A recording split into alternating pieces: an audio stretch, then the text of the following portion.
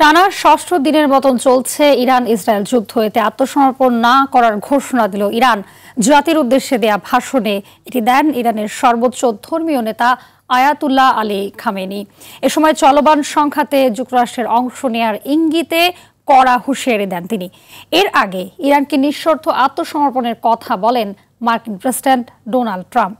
এদিকে ইরানকে সমর্থন দিয়ে তুরস্কের প্রেসিডেন্ট জানান ইসরায়েল রাষ্ট্রীয়ভাবে সন্ত্রাসবাদ চালাচ্ছে।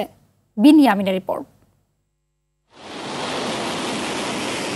ব্যাপক ক্ষয়ক্ষতির পরেও একে অপরের উপর হামলা অব্যাহত রেখেছে ইরান ইসরায়েল। ইরানের 40টিরও বেশি সামরিক ও পারমাণবিক স্থাপনায় বিমান হামলার দাবি জানিয়েছে ইসরায়েলি সেনাবাহিনী। দেশটির পারমাণবিক সেন্ট্রিফিউজ নির্মাণ কেন্দ্র ও অস্ত্র কারখানা লক্ষ্য করে এই হামলা চালানো হয়। এর আগে ইসরায়েলে একাধিকবার মিসাইল নিক্ষেপ করে ইরান। বিধ্বংসী হাইপারসনিক মিসাইল ফাত্তাহ দিয়ে হামলা চালিয়ে তেল আবিবের প্রতিরক্ষা ব্যবস্থা ভেদ করার দাবিও জানায় তেহরান।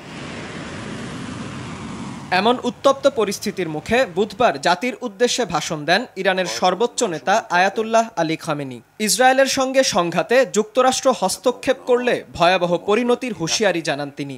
বলেন, ট্রাম্পের হুমকির কাছে মাথা নত করবে না ইরান।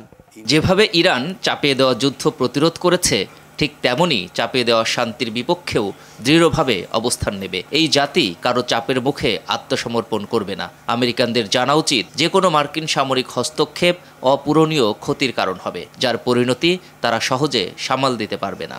এর আগে ইরানকে নিঃশর্ত আত্মসমর্পণ করতে বলেন ডোনাল্ড ট্রাম্প। ইরানের আকাশ পুরোপুরি যুক্তরাষ্ট্রের নিয়ন্ত্রণে রয়েছে বলেও সতর্ক করেন মার্কিন প্রেসিডেন্ট। ইরানের তথাকথিত সুপ্রিম লিডার কোথায় আছে তা আমরা জানি। ইরানের আকাশেও আমাদের সম্পূর্ণ নিয়ন্ত্রণ রয়েছে। আমরা চাই নিঃশর্ত আত্মসমর্পণ। এদিকে ইসরায়েল উন্মাদের মতো হামলা চালাচ্ছে বলে মন্তব্য করেন তুরস্কের প্রেসিডেন্ট রিসেপ তাইয়েপ এরদোয়ান। চলমান যুদ্ধে ইরানের প্রতিক্রিয়া খুব স্বাভাবিক ও ন্যায্য বলেও জানান তুর্কি প্রেসিডেন্ট। বিনিয়ামিন, RTV।